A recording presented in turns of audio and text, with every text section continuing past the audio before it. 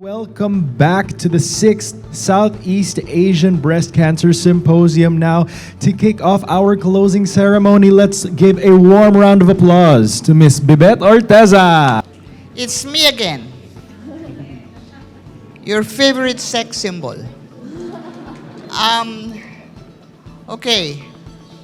I hope you had a good lunch, a great lunch, because we have something wonderful for all of you now. We will go into stories of hope.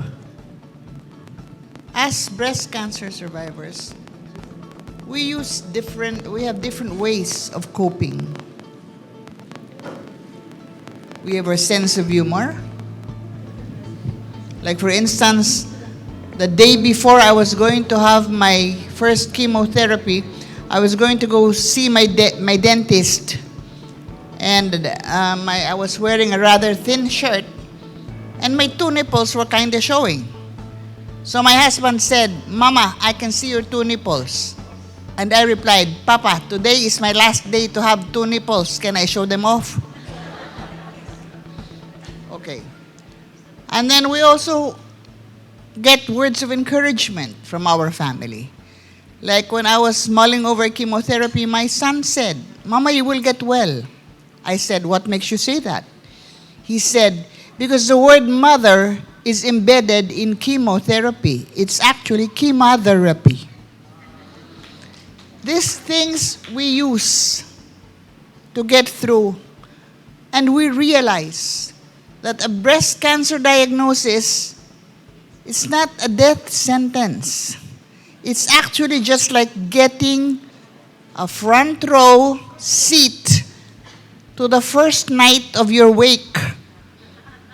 Considering that we all go anyway, we just realize that there's time for us to know who will feel bad when we will go, who will want to hold our hands as we make the journey.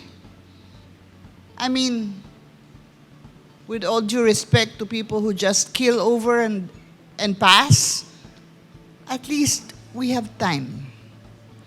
We have time as cancer warriors. So we proceed and go on. I used to say that when you're a breast cancer warrior, you realize that hope springs eternal from the human breast, even when the human breast is one. So now, to start with you, for our first story of hope, is someone whom I had seen almost practically naked on stage for two of the plays that she did at the University of the Philippines. So I really did see her two breasts. Let's please welcome the grammar Nazi, Alya Honasan.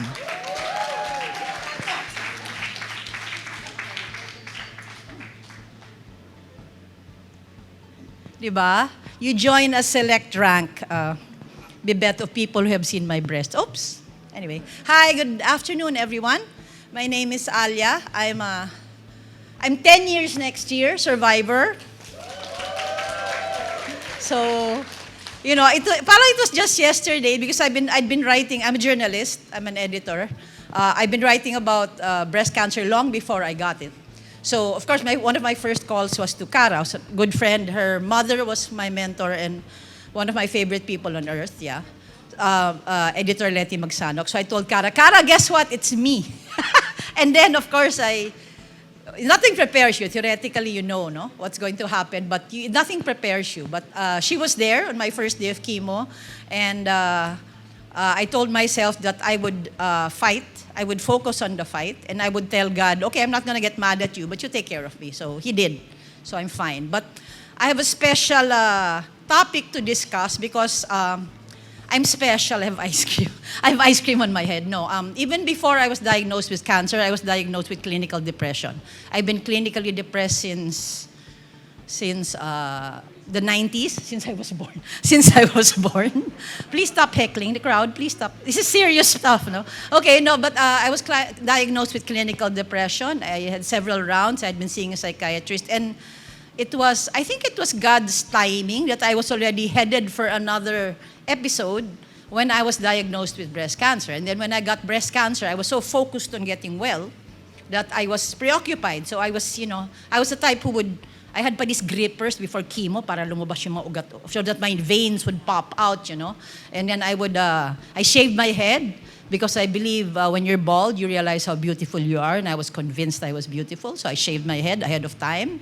Stuff like that. But the real journey, the real clincher was after I got well, which is where people least expect it. In the Philippines, we're Catholic. Oh, she's well, she's fine, you're okay, great. Everybody goes back to life. And then you're sitting there, your worldview has been turned on its head. Everything that you thought that was important is not so important, or maybe it's got there's a new take on things. So you're sitting there, you're at a crossroads, and nobody kind of gets it. So that's when I got depressed again. That's when I had another episode. So I was standing there wondering what life meant. I was driving again, and then I had to park. Yun yung dramatic part. If you're going to make a movie about my life, you have to shoot that part where I park in White Plains Avenue and I cry because I can't continue driving. And I don't know why. So I was guided to a psychiatrist who was also a cancer survivor.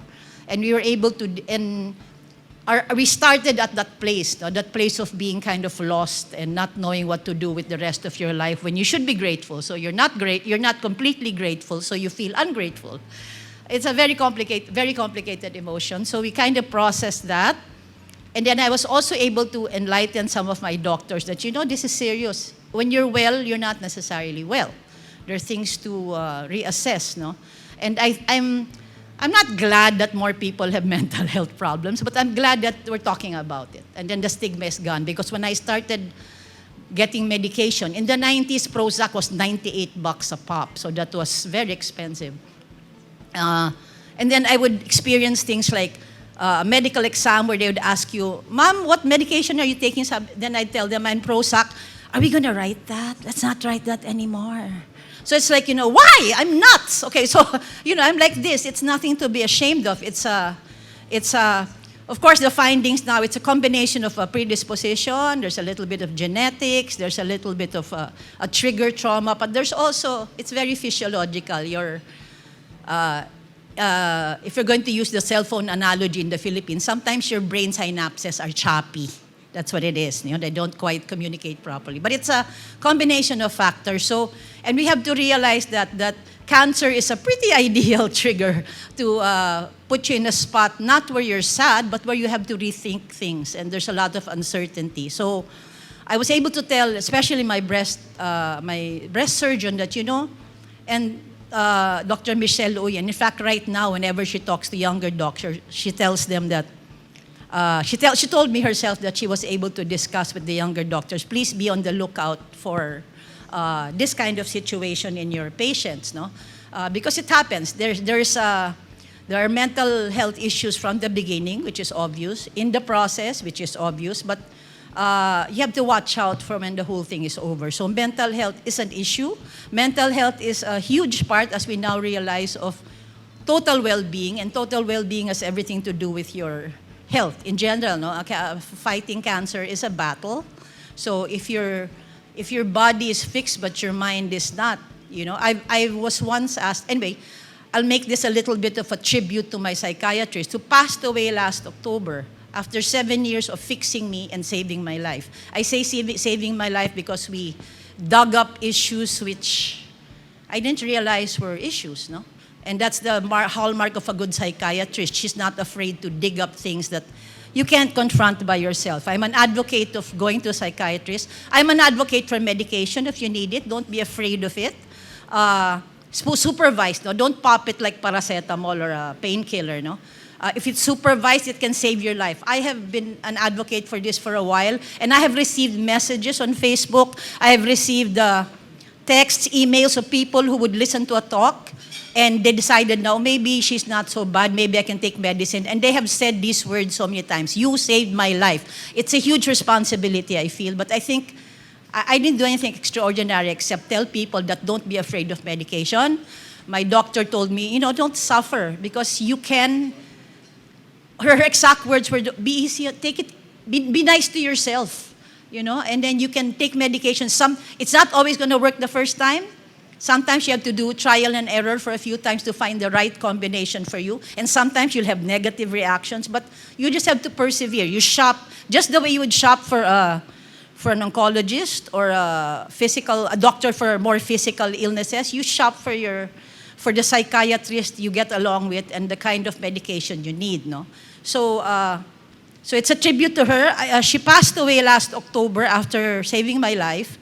I'm on maintenance medication, but I haven't had to talk to another psychiatrist since. So I like to think that my brain has been kind of fixed, or I know what's wrong with me, or I now see everything. But it's still my advice for people going through cancer. If you're feeling sad for an extended time, don't be afraid to ask for help. No, hindi. That's not, pardon the Filipino. It's not arte. It's not drama.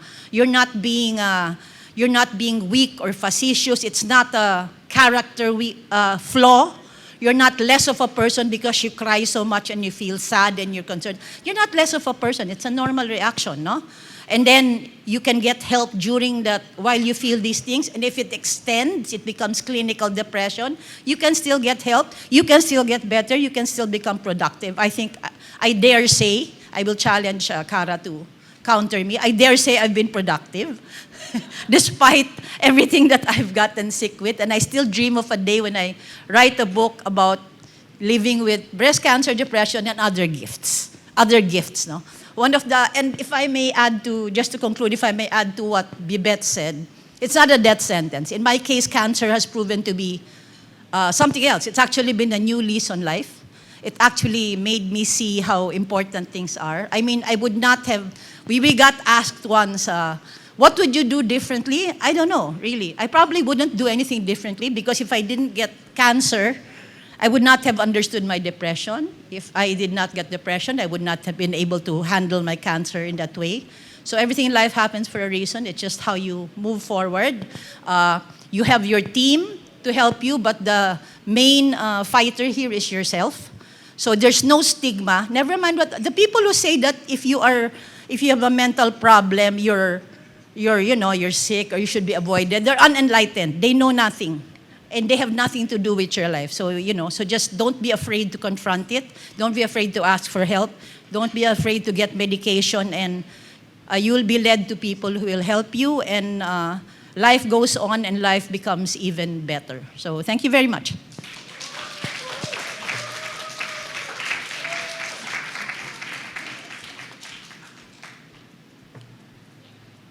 Thank you for that inspiring message, Cara. Alya, 2 letter A's in your name. Okay? 4 letters each. What do you want me to do? I'm 68 years old, even if I look like 45. Okay. We have various ways of dealing with the situation. When I got diagnosed, I was 50 years old. And at that point, I had already perceived of myself as a retired activist, as after all, I was an activist in college. And I had already been active in the anti-censorship fight in the film and television industry where I belong to. But when I was diagnosed with cancer, I realized that I wasn't just going to sit and wait for death to get me. I was going to get involved all the more, and that's what I did. Days after my last chemo, my hair still not grown back, I was emceeing a rally along Makati, and my oncologist and my surgeon were calling me and said, "You're not yet allowed to be on stage screaming all your vitriol out. If you don't go down right now, we're going to send an ambulance to pick you up." So I backed off. But I'm here, as all my breast sisters are, in the thick of the fight. We hold each other's hands. Here in ICANSERVE, you see different kinds of warriors. Now here, to present her story, is someone who's new to the group, someone who's shy like me, I'm serious. That's not a joke, okay? And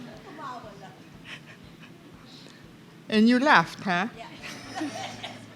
Let's please welcome Sheilla Gagui.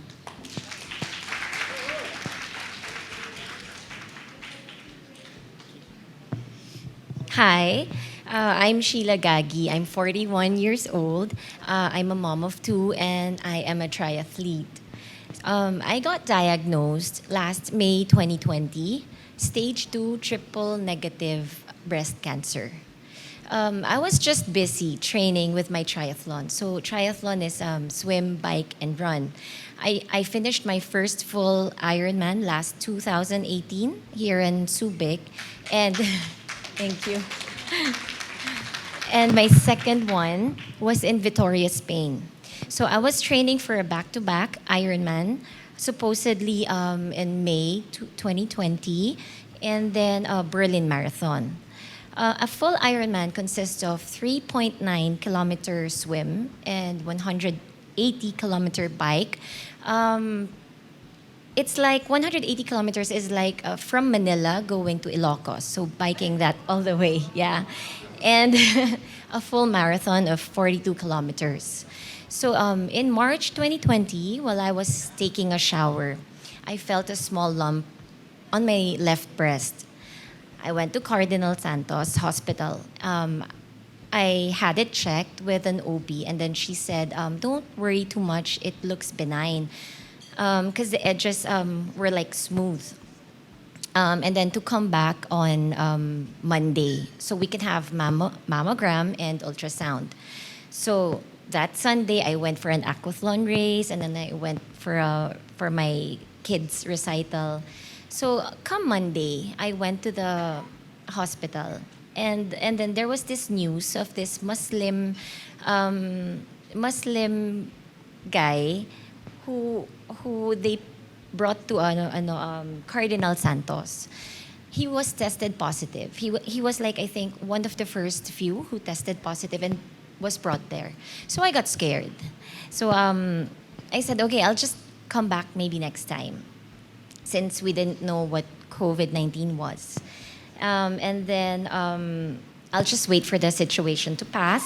But days turned into weeks, and weeks turned into months, and then they declared pandemic. So 2 months after, I felt the lump gotten bigger. I got worried, and I had it checked.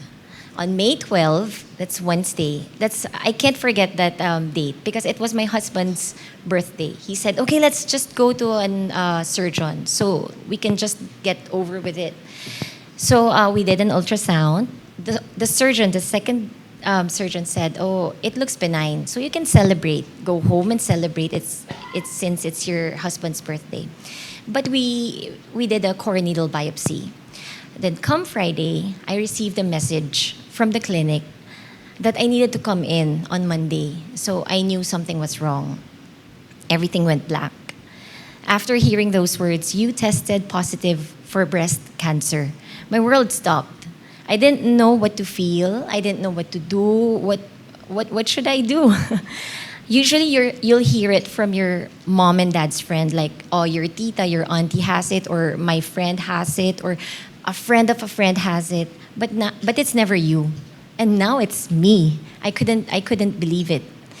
I was at my fittest. I don't drink. I don't sleep late because training starts in the morning. So and then this. So there's not a particular degree of difficulty we can put in words when you get diagnosed with cancer. No matter what stage or what type it is, your world will just seem to fall apart. So I was at my fittest when I got diagnosed with cancer, and in a snap, my health was taken away from me. Coming from a person who was rarely sick, who doesn't even go to the hospital and doesn't drink medicine when you're sick, who just did Ironmans and Spartans and gymnastics. Who would have thought? Well, it was really a very big surprise to me. Well, I fought the fatigue, yes. Living with cancer is really hard, especially with the lockdown and pandemic. You can't get a massage for your body to relax or unwind, or like to go someplace else so you can unwind and not think about the chemo or what you're feeling. Kasi with chemotherapy, you'll never know what you'll feel every after the session. So I was lucky enough that I didn't have that much side effects. I was able to stay with the kids during their online school, ran with them when they were bike and doing Iron Kids, that's a virtual run. I didn't stop working out, but I wasn't consistent. I prepared my body by making it stronger for the next parlor visit.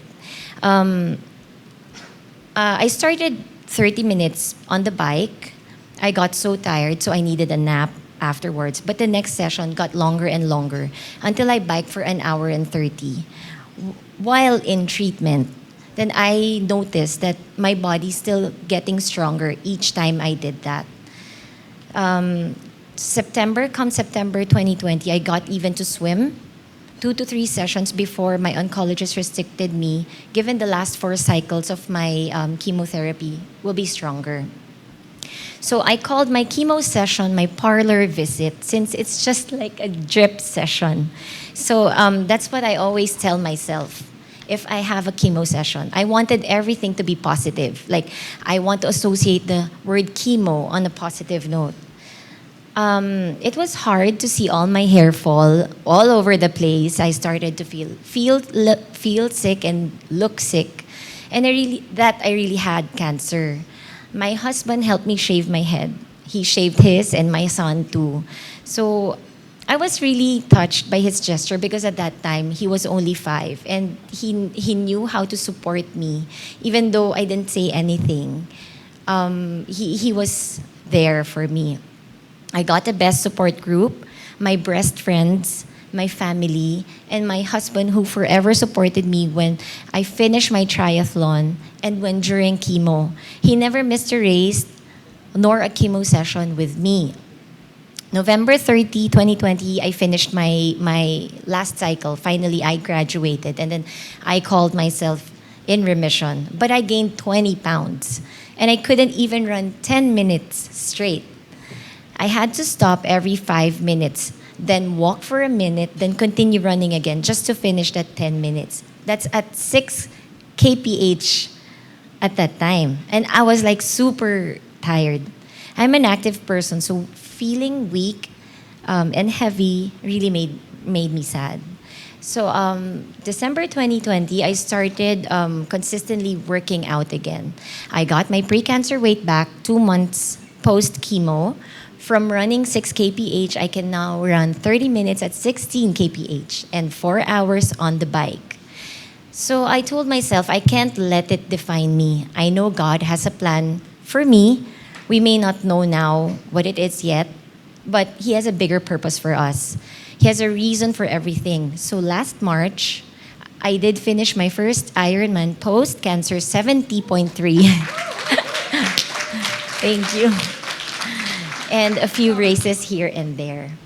I know people will label you and pity you like, oh, she has cancer, she had cancer. But the fact is, we're still living. There's no weakness in any of this. The diagnosis, the disease doesn't have to be a definition of who we are. So that's why I dedicated my race to my cancer friends, cancer sisters last March. And to hope that to inspire them to be active and fit, and don't give up and don't lose hope. That even if we had cancer, we can still bounce back. We may have put our lives on pause, on hold, but we can resume and fight hard to get it back again. So never lose hope and faith, because that's what we have left. Don't let anyone take that away from us. Always choose positivity and always be happy, especially your outlook in life. Because that will help you so much, especially when during treatment. Thank you.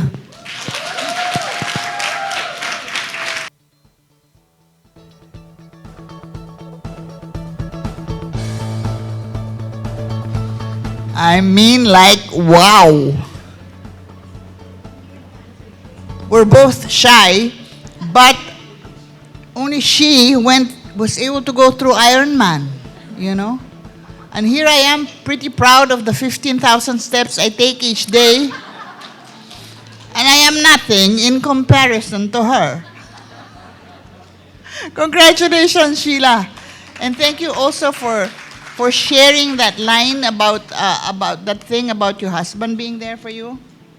Because husbands are the people that we women can want to live without but cannot. My husband was threatening to put up a counterpart of ICANSERVE Foundation, an organization for men, he said, at the receiving end of their wives' cancer. So, no, but really, I mean, what a wonderful, wonderful story. Iron Man is a woman. With nerves of steel. Now we go. Okay, so Sheila paid tribute to her husband. Now we go to a person who defies cancer like anything, who's managed to survive cancer despite that husband.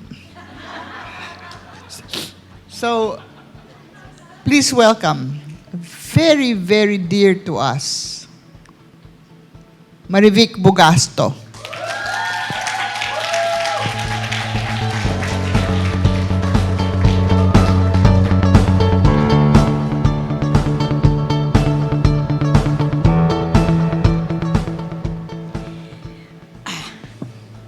Thank you, Miss B. Let me start by, if you're looking at my outfit, it's because I come from the mountains. This is agada wheat. Good afternoon. Good morning to those on another timeline. It's an honor and privilege for me to share my cancer journey and everything that happened after the diagnosis. I had fibrocystic breasts. Ay, walang tumawa. And I was diligent with the annual OB-GYN checkup as my family has history of cancer. It was in June 2005 when my doctor saw, my OB-GYN saw, in the breast ultrasound and felt during the clinical breast exam that the persistent breast lump then seemed to be bigger as compared to the previous year. And also, the feel of the skin was different. She then referred me to a surgeon who recommended excision biopsy and other lab tests, which thereafter showed malignancy. So I was diagnosed breast cancer stage 1. After discussions with family and doctors and considering history of cancer, the decision was that I undergo bilateral mastectomy. Too aggressive, you say? But you see, breast cancer poses a serious threat to women in my family. Of 5 sisters, only 1 has been spared. And so in July of that year, I lost both breasts, and in December, all the spare parts down under. I went through 3 surgeries and countless other medical procedures in a span of 6 months. 2005 was really a very tough year. My thoughts then were, OMG, I have lost my femininity. And really, physically, I just felt so mutilated and broken. It got me into depression too, like Alya. But one day, you know, like if you have all those fresh pa in your body, I couldn't even bathe myself. That my youngest sister, who was headmaster of a school, had to come to the family home to bathe me. And it was one day when, after that shower, I looked at myself in the mirror and I smiled at myself. My dad said, "Oh, go check on your ate. I think she's losing her marbles. Because I was smiling. I was smiling back at myself. These were the eyes, that is the nose, and there's the big smile. By the middle of 2006, I was given a clean bill of health. And during that time, I tried all I can to have my life back, to pick myself up and put myself back together again. Sadly, though, by the end of that year, the cancer reared its ugly head again. At that time, I experienced unexplained bone pain that didn't improve even after pain medication. The bone pain was also accompanied by weight loss, decreased appetite, and fatigue. A bone scan and correlative test showed that the cancer had moved to the bones. I thought I was a goner. My heart stopped a bit the first time I saw my onco write down on the prescription the words breast cancer stage 4. So on the 10th of February 2007, I had my first of 6 chemocycles. Friends, this is what breast cancer stage 4 looks like. I am still whole, but under this outfit are the scars from losing both breasts and all the spare parts down under. My bones are brittle and weak. A PET scan in 2019 showed stress fractures almost everywhere, and I have had to contend with the lesion in T9. Incidentally, I forgot my body brace. So the pain is there. But you know, something like this has really been keeping me up the past few days. Only this morning did I ever complain. After treatment of the bone mets in 2007, I had another scare in 2010 when another lump grew in my armpit and my cancer markers were high. But then, that time, it only needed surgery and God's amazing grace to turn it around to normal. Yes, for the past years, everything as you see is normal, but I am always in terrible pain. And the usual cancer fatigue often feels double, even triple, that sometimes I could hardly get out of bed. There are days when my feeling would be, good Lord, please take me now. Then there would be days that I feel great and then assume a very confident posture and say, bring it on, Lord. Nothing can stop me now. Most days, I live between the two.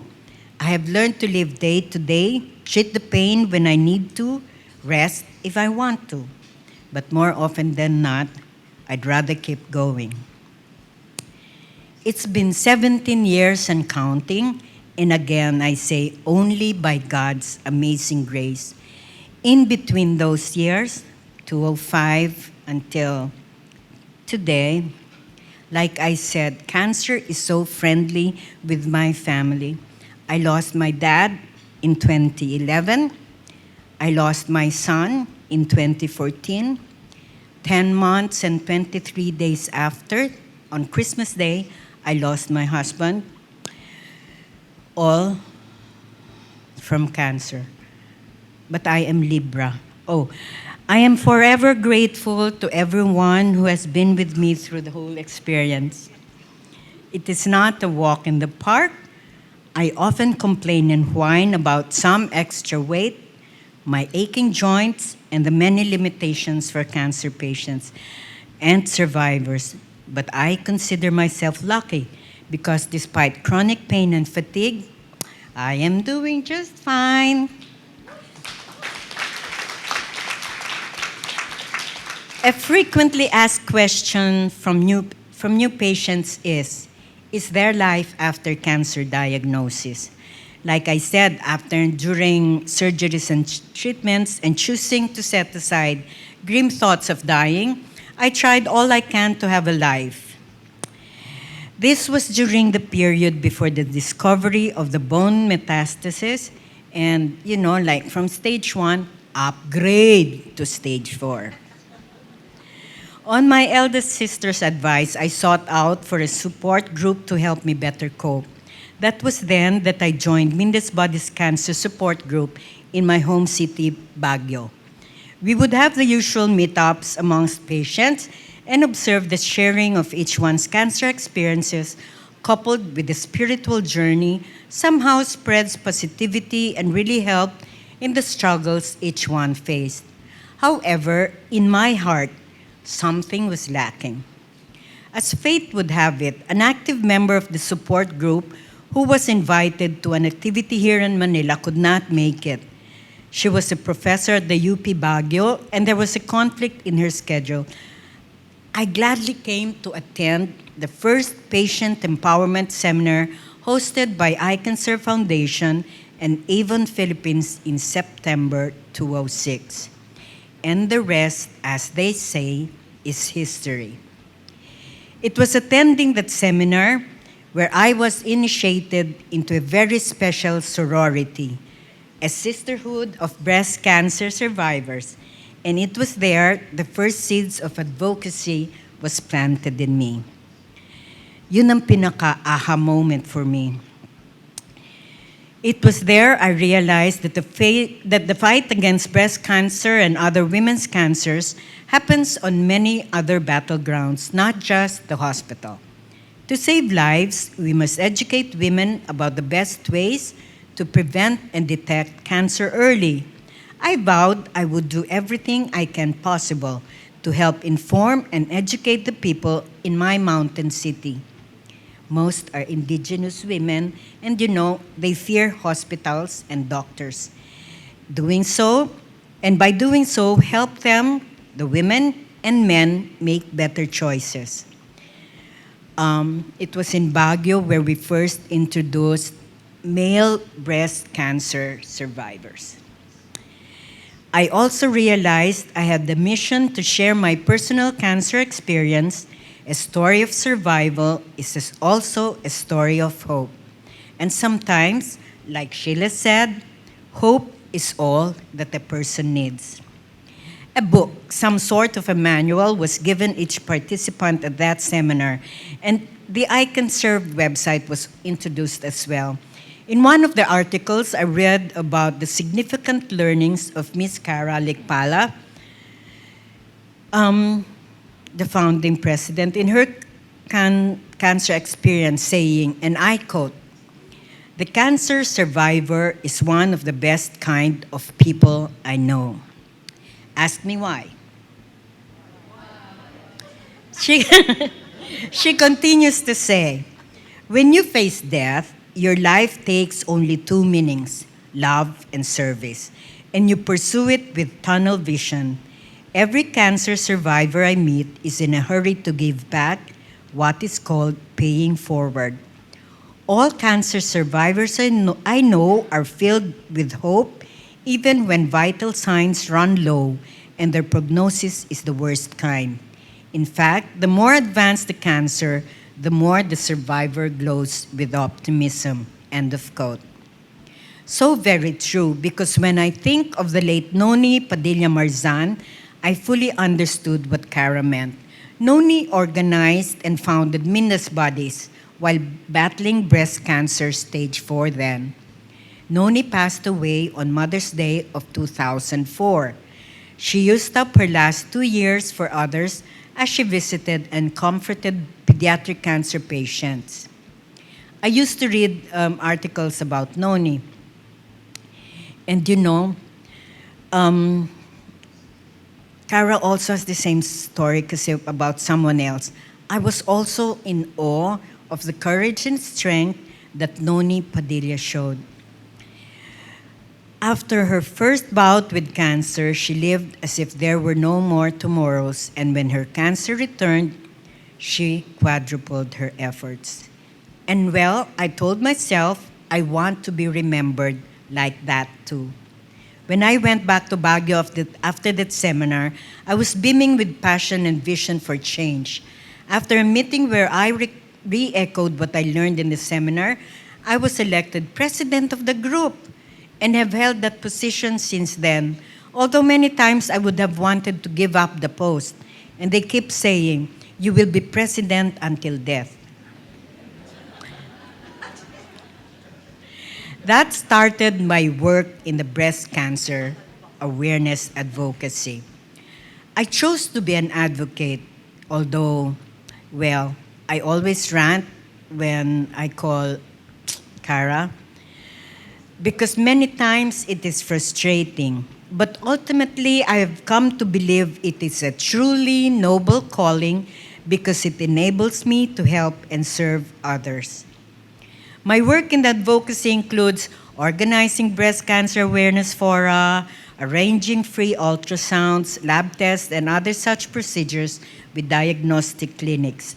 I have partnered with surgeons for free clinical cancer screenings and on to no cash-out surgical procedures in both the private and government hospitals.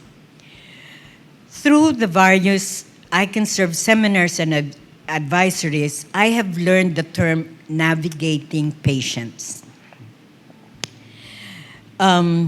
What I do is being able to help choose a good medical team, introduce the patient to a survivor with the same profile, in doing so, providing her a good companion through the cancer journey, nurturing friendships even beyond the 6 to 8 cycles, directing them to agencies and offices for possible financial assistance. I have received recognition for my work in the cancer advocacy. I was awarded Outstanding Woman Leader. I was awarded Outstanding Citizen for Community Service. Yabang, ano? But you know, those awards are an encouragement to work harder so that we can have empowered cancer survivors to connect to other women who have been recently diagnosed and help them to shake off the stigma of a cancer diagnosis. We can have empowered patients who will take control of their medical care. And most importantly, we can achieve that goal of decreasing cancer incidence in our city. The recognition also humbled me in the same breath, and it has caused me to reflect. In 2005, I was staring out at the world I knew through rose-colored glasses. I was happy, I felt healthy, and I truly believed I had it all. Somewhere right smack in the middle of that charmed life, I was diagnosed with breast cancer. And you know, when you're first told you have cancer, your mind goes on overdrive. Will my life ever go back to normal? Will I die? Thankfully, prayer and an unwavering faith carried me through. Family and friends also came together and helped me take both tiny steps and large strides towards recovery. New friends, whom I call my breast sisters, came my way that changed my entire perspective. Inspired by their stories of hope, I learned to welcome cancer, to embrace it, and I learned to accept it. I know that my sisters, my breast sisters, they too consider that cancer, in a twisted sort of way, has been a great blessing. To me, it is and will always be part of who I am. Today, it still reminds me of my own mortality. On the other hand, it remains, like Alya said, a gift that allows me fresh eyes to determine what is important and what really matters. Like I have mentioned earlier on, in 2006, and then being upgraded to stage 4, I thought I would die soon. If you would have seen me then, you too would think that survival was slim to nil. Yet, I am here before you today, a living proof that miracles can and do happen every day. My glasses aren't as rosy as those I wore some 17 years ago. They're crystal clear on some days, blurry on others. but there is a pink tint on most days that reminds me there is more work to be done, a lot of women, some men, and more children to help. I like my new view, I really do. So back to the question, is there a life after cancer diagnosis? I hope my story will be testimony that sometimes small individual efforts can play an important role in the lives of other people. And like Cara said, life after cancer is all about love and service. Thank you very much. I am Marivic Bugasto. To God be the glory.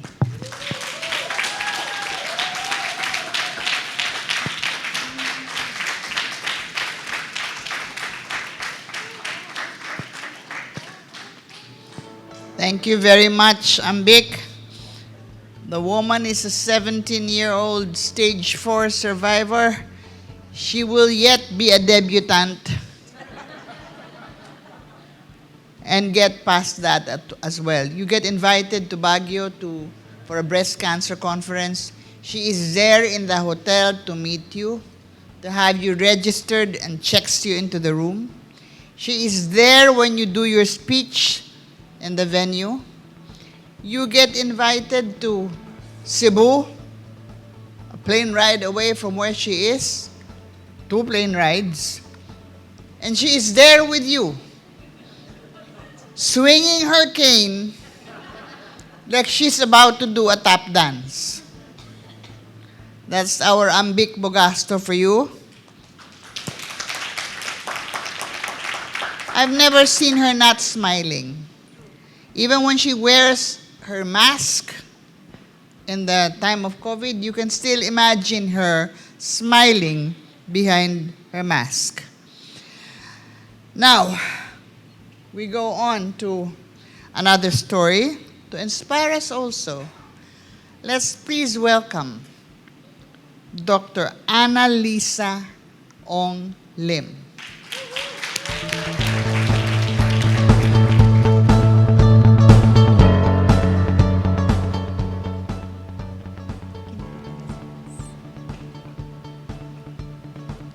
It's really a privilege to be here with all of you.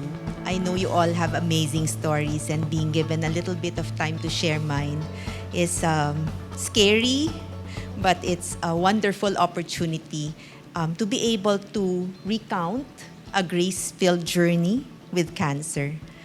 It's 2 months to 10 years for me this month, and And when I was diagnosed at the age of 45, I never really thought that this was something that would come my way. By then, I was a pediatrician. I was about 15 years post-training. I was faculty in the National University. And I was mom to 4 kids, the youngest of whom was just about to turn 10. The days were busy with lots of work, seeing patients, teaching, doing a lot of consulting work on the side, because aside from being in pediatrics, I was also working in infectious disease. And right now, the way I'm introduced is as a professor and a team leader in the university, and also working with the government, particularly in the COVID response. But 10 years ago, a series of divine appointments allowed for my cancer diagnosis to come about. I was actually just making rounds on a couple of patients in one of the hospitals and happened to peek in to the room of a friend. And I said, maybe today's a good day to drop by and have this seen, because I had been feeling a mass in my right breast for quite some time. So you'll think, but she's a doctor, why didn't she get this checked right away? Well, you know the perils of a AA cup size. By the time I felt the mass, it was about the size of the AA cup. And so I said, how can this be a mass when it's the entire breast? So in any case, I got to see my friend. He didn't happen to have any patients at that particular moment, so he had time for me to be seen and to chat. Of course, he said, okay, you need a mammogram and you need to get this seen, but you don't fit the profile. You're young, this doesn't feel like anything significant, but because you're a doctor and you know strange things happen to doctors, I want you to come in much sooner than the usual follow-up. And so I go down and try to see if there's a long line to try to get my mammogram. Again, another divine appointment. The lady at the reception says, Doctora Ana? Are you Doctora Ana? I said, yes. Do you remember me? You saw my baby a couple of years ago. And because that baby was a premature infant in the nursery, we hardly met. I think we actually just met once because when I was making rounds, she wasn't in the area. And so she says, don't worry, I'll take care of everything. So you know the powers of the staff. They get me in front of the line, get the mammogram done, and I'm on my way. And so the mammogram comes back. It's a little iffy, but my doctor friend says, okay, let's just take a look at this and keep observing very, very closely so we don't get any surprises. My life goes on, and after a fairly long series of trips attending conferences, I noticed that, this mass is growing bigger and something under my armpits is now there that wasn't there before. And so once again, another divine appointment. When I get back, I peek into the room, he doesn't have a patient. I finally decide, okay, today's the day. And so, of course, you know what happens. When you get something like that, it's not surprising that you're told you need surgery, you probably need a double setup, and there it moves forward. So, being a doctor, I think, is a blessing and a curse because as he was saying this, my mind was processing everything, but the heart wasn't ready. And actually, it's funny because that day, I remember the kids were going to have to end class a little early, and so our family had decided to watch a James Bond movie of all things. Because it was day one of the show, my husband says, we have to get tickets ahead of time. And so they're in the movie house watching the clock saying, how come mom isn't here yet? And so I get a call. They ask, what's happening to you? And I said, I'm in the parking lot of the grocery. I can't go up because I was crying my eyes out. My kids, the eldest was probably in first year high school, I think, at that time. Oh, no. Sorry. The youngest was still in elementary. He was in the last year of high school. And my two other girls were in early high school.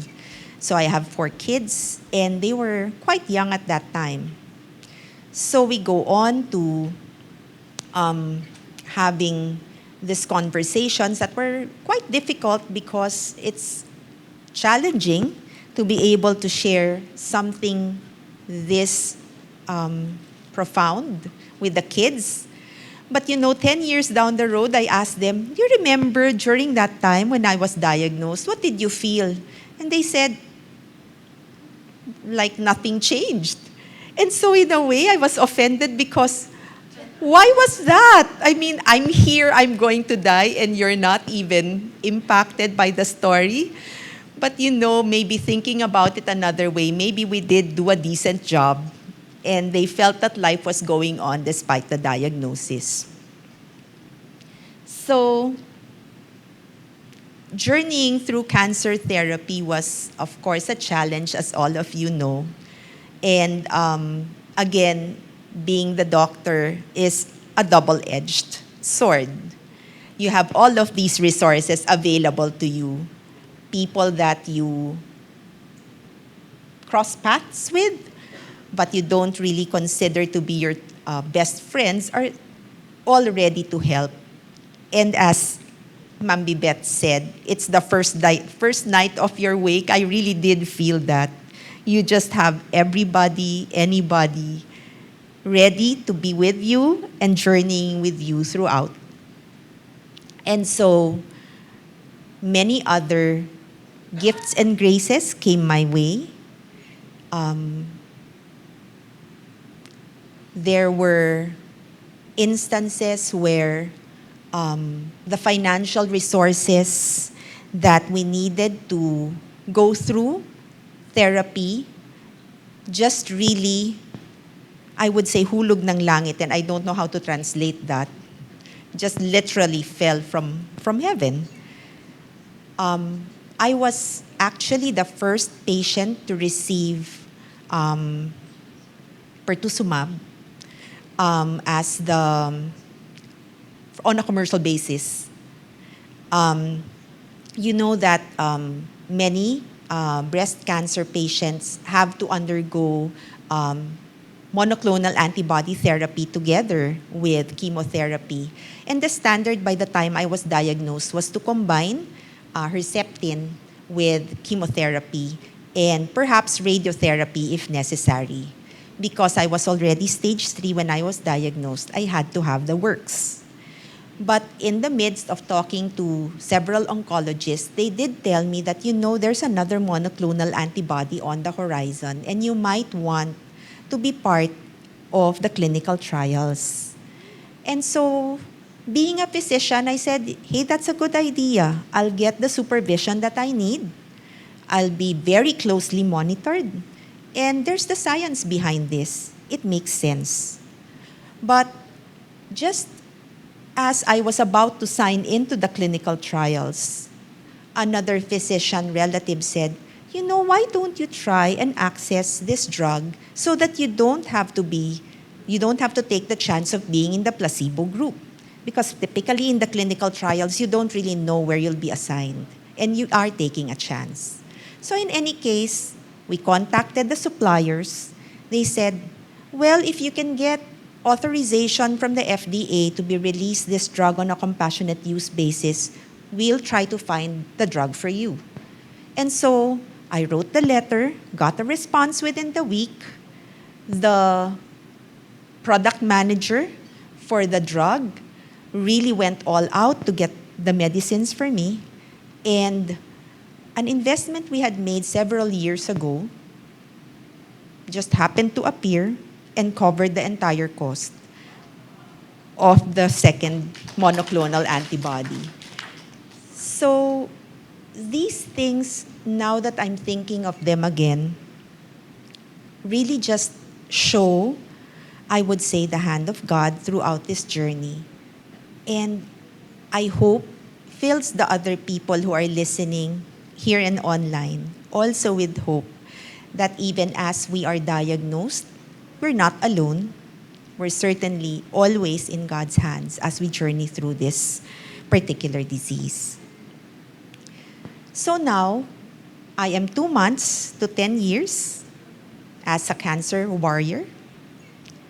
Most days, I don't even think about cancer, except when my arm is painful during the day or when I take a bath and a missing part of the anatomy happens to be obvious.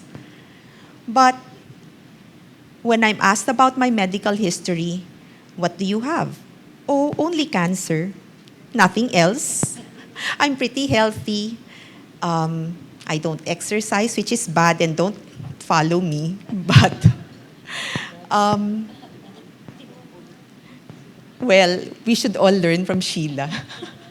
But it's really been an amazing, gift-filled turn of events.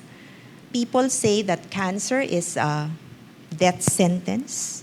I think we've heard from the ladies here that it certainly is not. And I know you all know that too.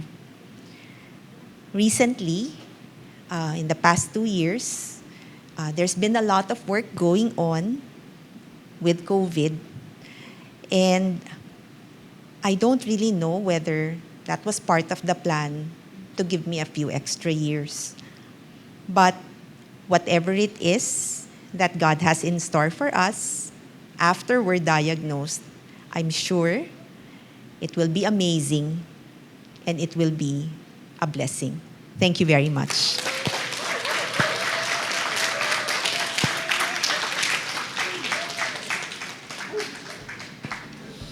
Thank you very much, Dr. Anna, a pediatrician. I like pediatricians. My late brother was a pediatrician. When I had cancer and he was trying to make me feel better, he said, "We don't know what life has in store for us. For all you know, I may go ahead." He was younger than me.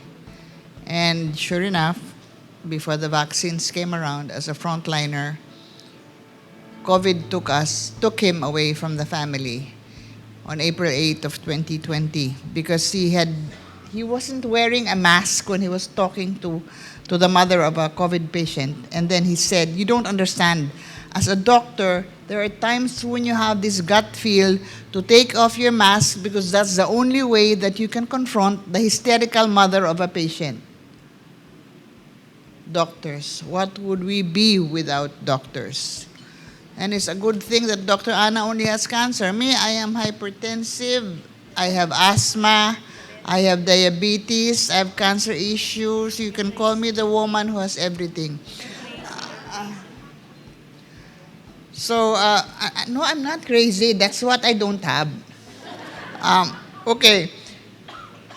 Our afternoon will not be complete without our getting to listen to the president of ICANSERVE.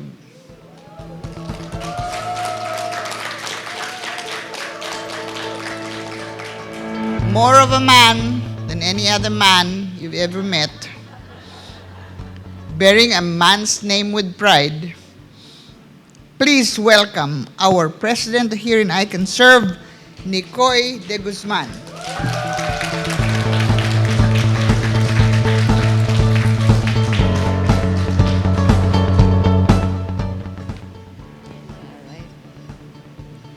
Okay, so good afternoon, everyone. Let's get the introduction out of the way. I often introduce myself as a single daughter who became a single-breasted single mom with a single child. I become easily remembered because of that. Sometimes I even say I'm the most single person you'll ever meet, and everyone would surely agree. I was first diagnosed with stage 1 breast cancer when I was 28, fittingly during Breast Cancer Awareness Month. I underwent modified radical mastectomy of the left breast on October 16, 2002. Just when I thought everything was fine and dandy and have become used to the single-breasted life, I had a suspicious lump that I discovered early 2015 on my remaining breast. Not knowing whether it was benign or malignant, I took a leap of faith and decided to have another radical mastectomy on March 16, 2015. Looking back, it was a good decision because that lump turned out to be malignant. So, from a single daughter who became a single-breasted single mom with a single child, now I'm a fabulously flat, fierce-fighting mom with a fantastic son. Since I'm already the third generation in my family to be diagnosed with breast cancer, it wasn't that a big shock. It wasn't hard to accept. As a matter of fact, I didn't even cry the whole time I was at Makati Med, during the time my doctor called me and my parents to tell us of the biopsy results and that my left breast had to be removed. The second time around, when I was told that the breast removed was also positive for cancer, I simply said, "So it's back. Time to fight because I'm winning this battle again. Sorry, cancer, you picked the wrong girl to mess with because she ain't giving up." I had the same surgeon as my mom, the Dr. Raul G. Forres, at that time Makati Med's medical director. So just imagine the trauma, not on me, but on my dad's part, who after 25 years entered the same doctor's office, sat on the same chair, saw the doctor pull out the same book to show where the lump is, and hear the same dreaded words, "I have very bad news. You have cancer." I only cried when I saw my son Yahoo at home. He was only 10 months old and was actually the one who accidentally kicked me on the breast, and it was so painful, I almost dropped him, which in turn prompted me to see my doctor. It's really different when a single mom thinks of her child. I can't say that I was expecting cancer. No way. But it wasn't like, well, my maternal grandmother got it at 50, mom got it at 40, then me at 28, almost 30, and again at 40. Yes, it's scary because it was like we were getting diagnosed 10 years earlier than the previous cancer victim in the family. Still, I'm thankful I got breast cancer at this age because I believe my recovery was faster. Not to mention the drive and inspiration that my son gave me. He was only 10 months old during my first diagnosis, so I was really telling myself, hey, Nikoy, you gotta get well and you really have to fight it with all you have because your son depends on you a whole lot. I know it's an old cliche, but if there's something that breast cancer has taught me, it's that life on earth is short. In my case, I had cancer twice, so I think it has become shorter. So make the most of it while you're still alive. You'll never know what or when something as terrible as cancer will hit you. So while you're still okay with the Lord's guidance, and as long as you're not stepping on someone or hurting anyone, do what makes you fulfilled and happy. This go-getter attitude bit me once again in July of 2008, led me to try out Bikram Yoga. As a breast cancer survivor who was juggling motherhood and being a managing director, I extensively read and researched on the benefits brought about by yoga, hence my decision to try it out for myself. In the spring of 2011, I flew to Los Angeles, California to pursue that Bikram Yoga teacher training course, and after 9 weeks of intense training, I am now a certified Bikram Yoga teacher and studio director of Bikram Yoga, Quezon City. And if this ain't enough, in between my 2 bouts with cancer, I also got certified to teach yoga for breast cancer survivors, kids yoga, chair yoga, and of course, the dance part has to come in at some point. A Zumba instructor, a kids Zumba instructor, a Zumba Gold instructor, a Pound Pro, a Generation Pound Pro, and a Nirvana fitness instructor. Yes, the learning never stops. And again, of course, we gotta remain beautiful. So I also got certified in makeup artistry on both conventional and airbrush makeup.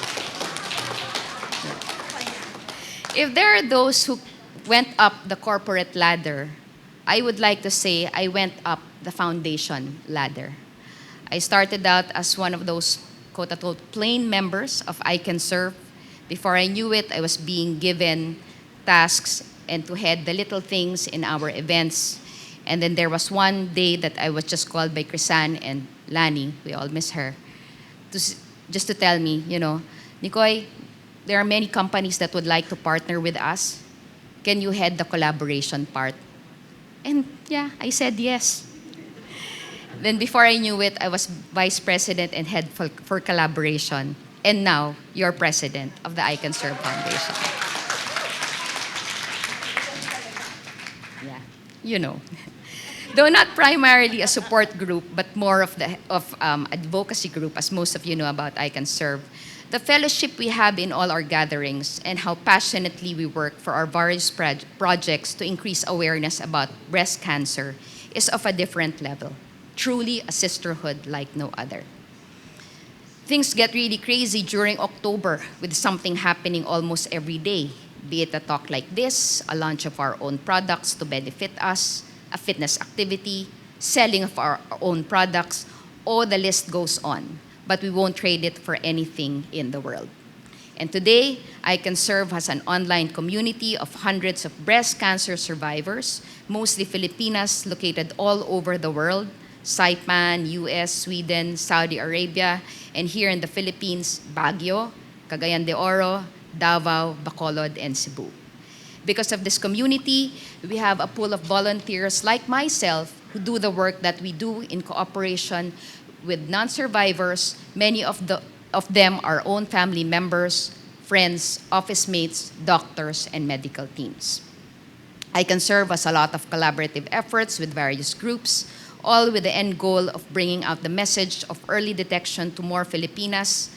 And we work to provide hope and concrete help to women living with breast cancer and to those at risk, and ultimately help mothers, daughters, sisters, and friends be together for a longer time. So yes, like what has been said earlier, there is life after cancer. Why be sad or losyang just because you have cancer? It's actually a chance to begin again, reestablish yourself, or something like a rebirth. As for me, it is hard to make plans. I just live each day to the fullest and continue to be the best mom, managing director, dancer, choreographer, makeup artist, yoga teacher, fitness instructor, and breast cancer advocate that I can be. I strive to embody Proverbs 31:25. She is clothed in strength and dignity, and she laughs without fear of the future. Let me finally end with a quote that I tell my students after each and every class I teach. Dance as though no one is watching you. Love like you've never been hurt before. Sing as though no one can hear you. And live as though heaven is on earth. Again, my name is Nikoy de Guzman. I had cancer, but cancer never had me. God bless us all. Namaste.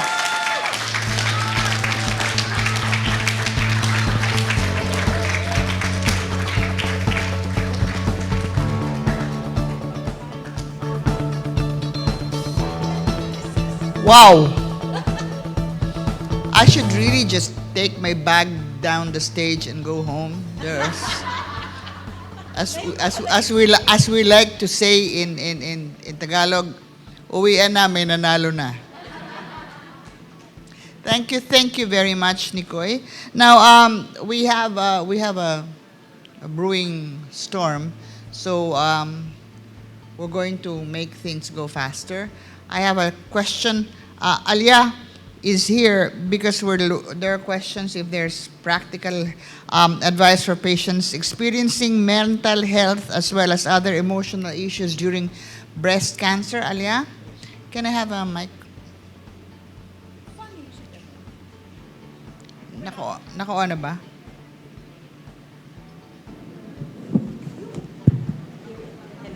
Hello. Yeah. Hello, yan. Funny you should mention that, B. I'm very, very, very, very, very, very proud to present practical advice baka mo. Okay. Ladies and gentlemen, the new Breast Cancer Patients Manual. Okay, the ICANSERVE Breast Cancer Patients Manual, a labor of love by our team. Okay, she's not here right now, but this beautiful cover is Mrs. Abigail Arenas de Leon, Mrs. June de Leon, cancer survivor, beautiful cancer survivor. So we put this together over the last couple of months, posing, kunyari. Okay, anyway, yeah, so we worked on this very hard, asked some of the people here na talagang balikan yung corrections. And the best part, in true ICANSERVE fashion, this is online, this is 150,000% free. You can download this for free. Any group that wants to download this and revise this a little bit to fit your needs, wherever you may be, can do so for free without asking. You can just say, we copied this from ICANSERVE Manila. But I think the link, if you have the link, it will be available on the Southeast Asian Breast Cancer Symposium website, as well as the ICANSERVE website. So, photo finish, but everything is here. Everything you can think of, from mental health to sex life to pregnancy to what you eat, what you don't want to eat, the exercise, everything. We thought about everything, so pretty much. So we're very proud of this. We also cleared the cleared it with some. You can see the people who worked hard on it, so they're jumping around. So we cleared it also with some of our experts. So I'm very proud of this, and it's written with love, layman's language. Everybody can get. This is the cover, and yeah. So thank you. Anything you want to ask, it's in there. There's yung mga nagtrabaho nakatayo. Okay. Okay. Thank you. Thank you. Alya, I have something, a question for Nikoy. Can you please pass the microphone to her? Nikoy, we've seen how important it is in our journey to find your tribe, your community. In your experience, how important was this sense of sisterhood? Yeah, I cannot discount the fact that, all of us won't be here if we didn't have a sisterhood, something like, I can serve in. The whole sisterhood here of survivors.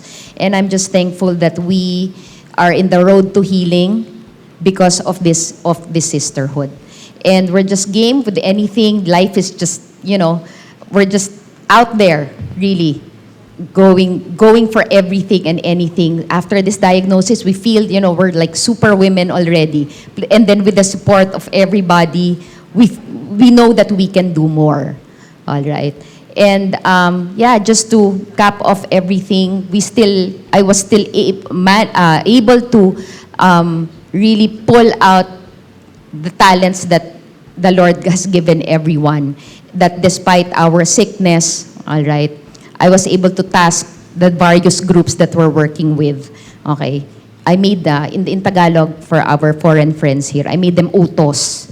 All right, I was like, I want to end this whole SEABCS thing, this whole symposium of ours on a happy note. All right, and I will be putting down my foot as president of ICANSERVE, and I want all of us to really celebrate life.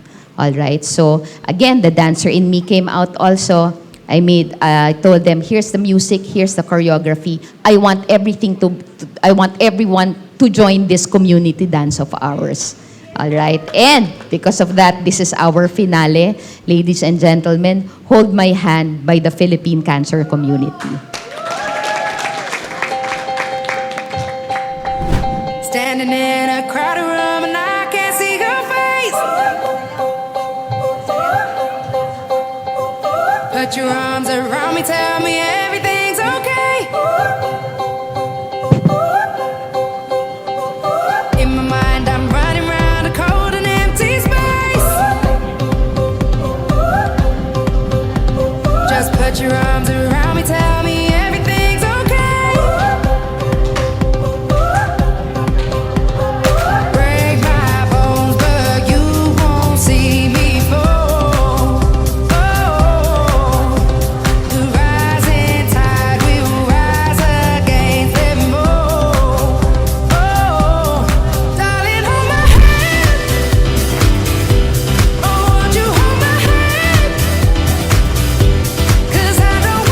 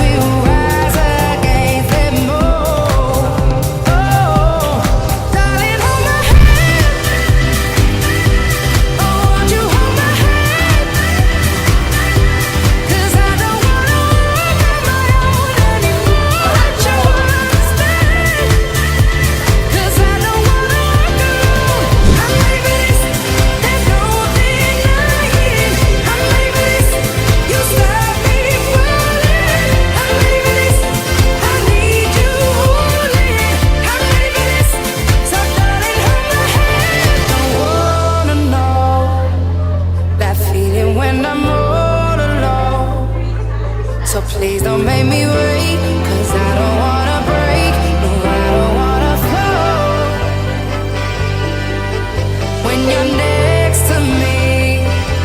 Content, I'm not afraid to be. You don't make me wait and never let me break. You never let me fall. Darling, hold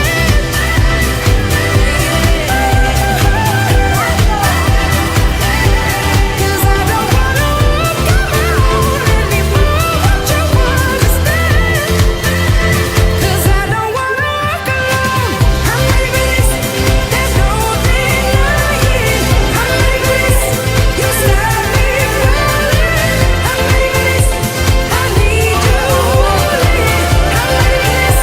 So darling, won't you hold my hand?